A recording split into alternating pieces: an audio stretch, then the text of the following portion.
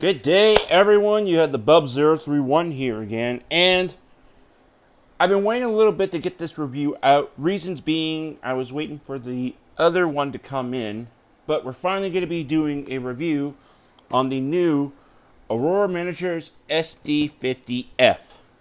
We're going to dive on into it. I also have the SD60F here, do some comparisons as well. With the SD50, there's actually two different versions, so we're going to go over them, do some sound, do some trackside run-bys, and then we will wrap up the video. So, I want you all to sit back, relax, and enjoy.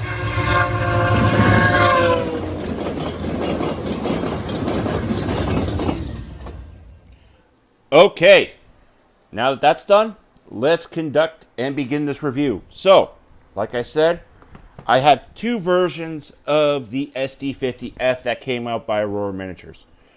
We're going to pull out the North American scheme to actually do details with it, and then we'll move over to the zebra stripes for the actual sound portion, and then we'll put those together in some run-bys. So let's begin with the SD50S North American scheme. So, beautiful box from Aurora Miniatures. A little bit less color than when the SD60F, as you can see here. But, not bad. It is very tight in there. And it is a clamshell. But the Locomotive is very protective inside, as you can see. Alright, so I'm going to pull this out of the packaging.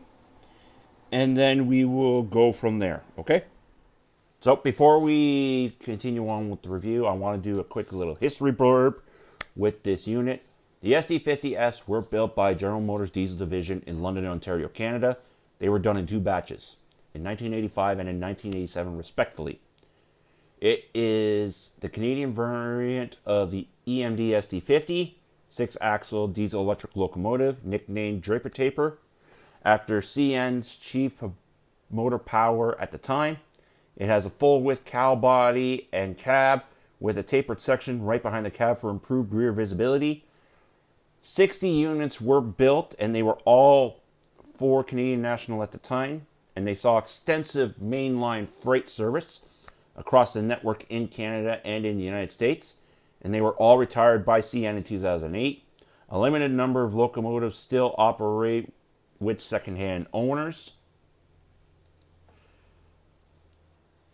As well, these units at first were downrated to 3,300 horsepower until later they were brought back up to 3,500 horsepower. They do have microprocessors on board. As well, she still had the same prime mover as the SD40-2. It was updated. It was an updated version. It was a 16-645 F3B on board.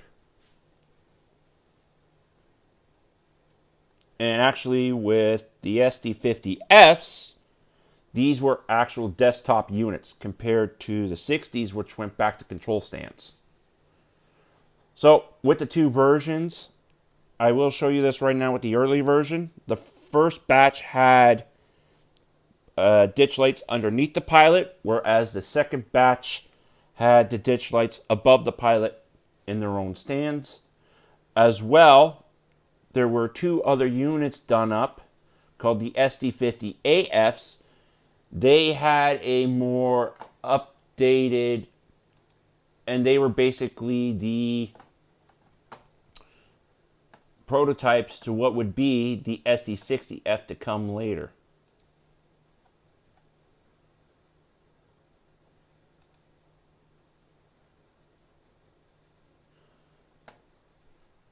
So with the SD50AFs, they were basically the demonstrators, and they carried the new 710 prime mover installed in place of the 645 on the SD50 series.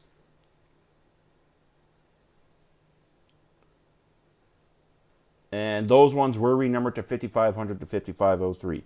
Whereas with the SD50s, they were renumbered from 5400 to 5459. Okay, so I'm going to pull out the SD60 as well here, and I'll just show you the difference just in the locomotives alone, just from the outside. So I now have the SD50 on the left and the SD60 on the right. Of course, the SD60 is a little bit weathered, thanks to Trains by Perry. If you guys want, look him up, get a hold of him. He does a fantastic job at weathering. So, from the differences right now, you could tell that, well, one, with the early run of SD50s right here, the ditch lights are underneath, which I explained earlier, whereas with the 60, the lights are actually above the pilot. Also, whereas the number boards are up here on the roof with the class lights, on the 50, they're actually down on the nose of the SD60F, and it's just printed numbers up on top above the 4 windows. So, the SD50 actually had the same type of 4 cab style as the GP38-2W, the GP40-2W, and the SD40-2W. So if you actually look at all of those units, the Canadian versions, you'll see that the number boards and the class lights are actually all above the roof on the 4. As well, I'm going to turn this to the side here, so just bear with me. You could tell that the roof was actually different as well. On the 60, it's a straight flush and clean across the top, whereas with the SD50, as you can see here, it's actually ribbed right across the top as well. So there's a little bit of difference just right there.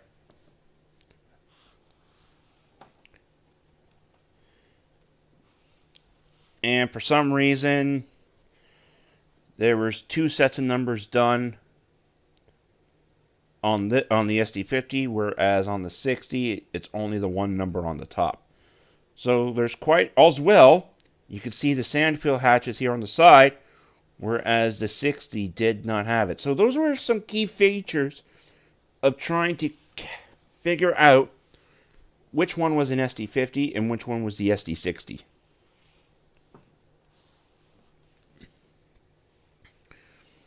And I know if I try to get you inside, but I can just tell you right now, the 50 does have a desktop, whereas the 60 does have a normal control stand. But yeah, that's basically the differences right there between the SD50F and the SD60F. Alright, so now we're going to continue on with the actual details of the SD50F. So we're going to continue on now with the review of the locomotive. Just to let you know, with the 50, you actually have to go look for the instructions in the manual online. They didn't come in the actual box of this one as compared to the SD60F. As well, there are also with the SD60, you were able to get decals with it, whereas this one you don't. So you actually have to go look online for the instructions. That way there it gives you all the sound functions and everything like that. So we will continue now with the locomotive. You do get bits in a bag here, as you can see. These are for your bearing caps. So we're just going to zoom in here and actually start off at the front. So you have very crisp lettering that you can read.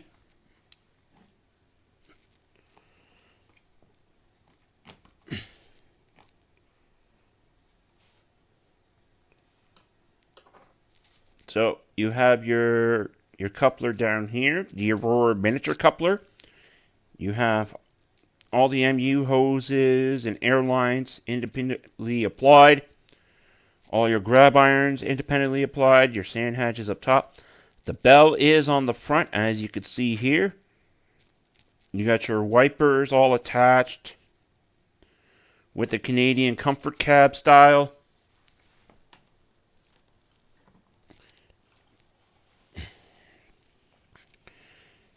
Very legible reading on the side here.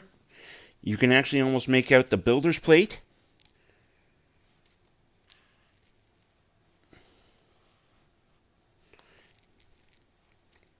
You got your antenna up here on top. Your dynamic. Now, just to let you know, just like with the SD50F, the top comes off that you can actually access the decoder to place it inside, compared to actually pulling off the entire body. So that is a neat feature that Aurora has done. It's nice. I like that. And it just goes back on like so. Of course, this is the North American schemed locomotive. There is the one in the class. You got your fuel tank. All individually applied parts here on the side, on the trucks. And as you can see there, they're very legible. Your fuel tank with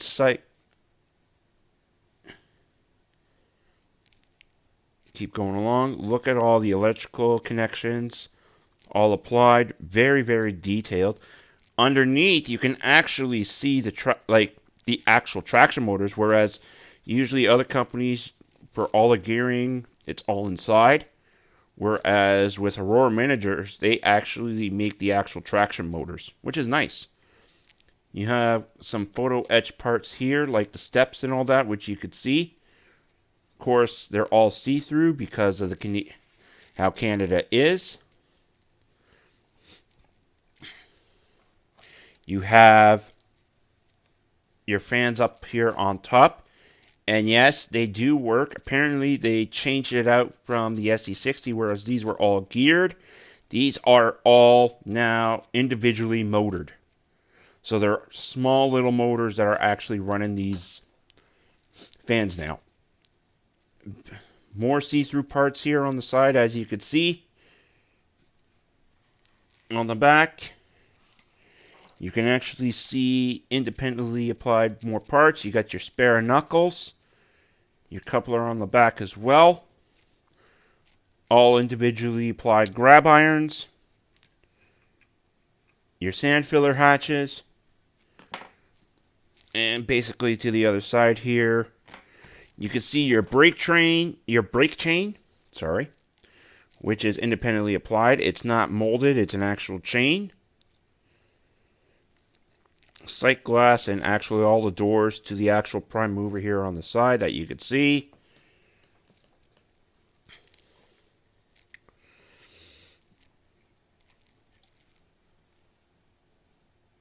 And you can just barely see inside the cab of the desktop controls.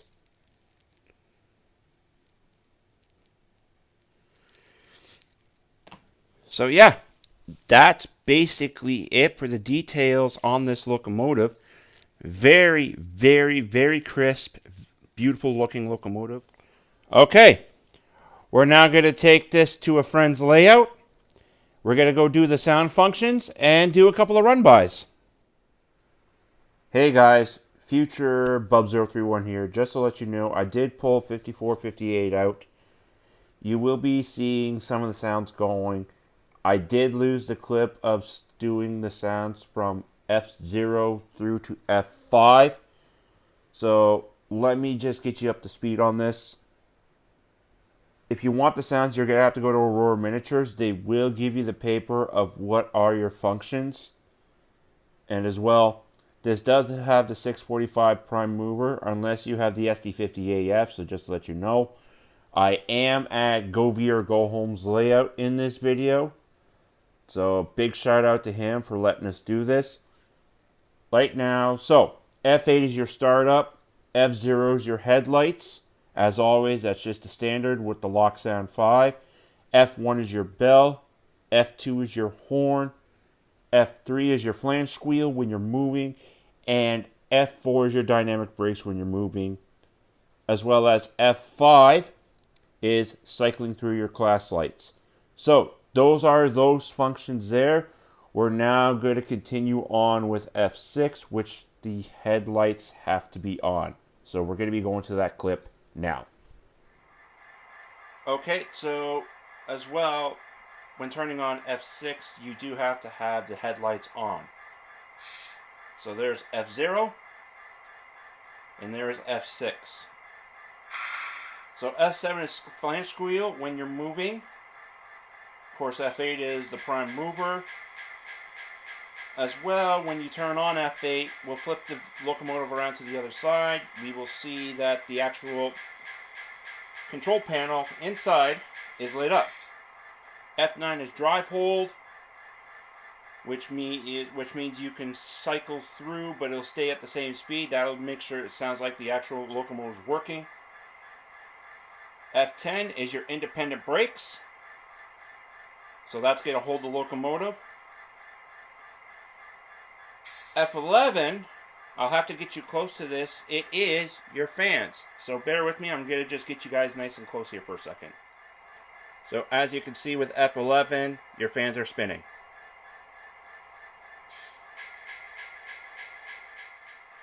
So F12 is the dimmer lights.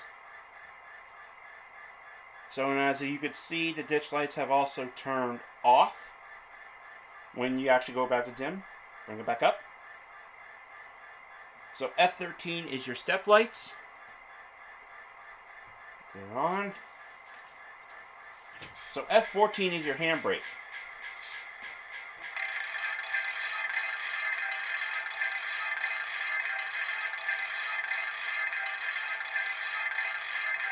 And it takes a long time for it to go through. F15 is your isolation switch. As you can hear it there, the little ding. F16 is your air dryer. Yes, the brakes are releasing right now. So F17 is your brake set and release. F18 is your sanding valve.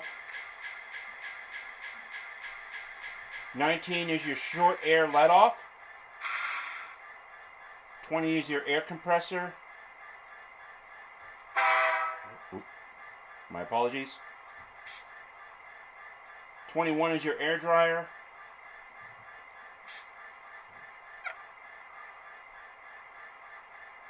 22 is the cab door and cab light, which as you can see, they came on.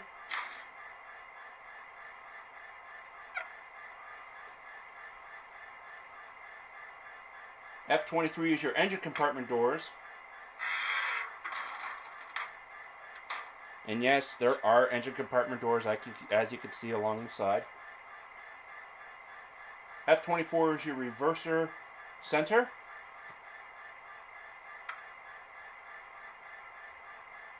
F25 is your shutters open and door closed.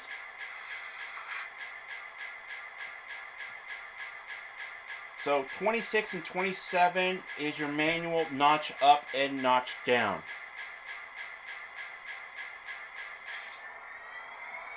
So right now the locomotive's not moving, and we can go through the actual notches. As well, F28 is your manual notching too.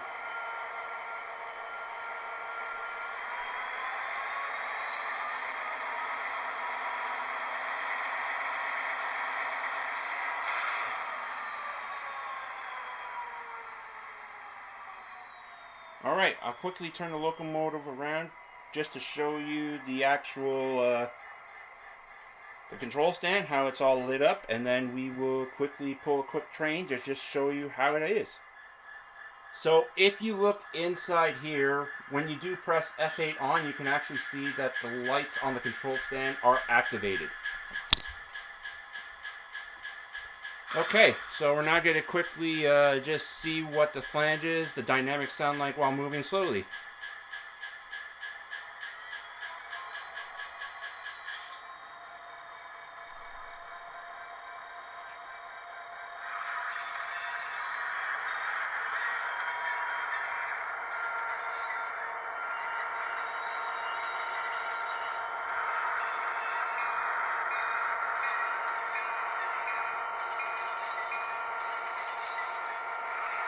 Okay, we're going to hook up 5432 to her now.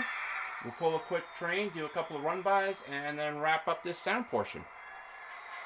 Okay, so we're now rolling out of here. Let's get a few nice run-by shots of this.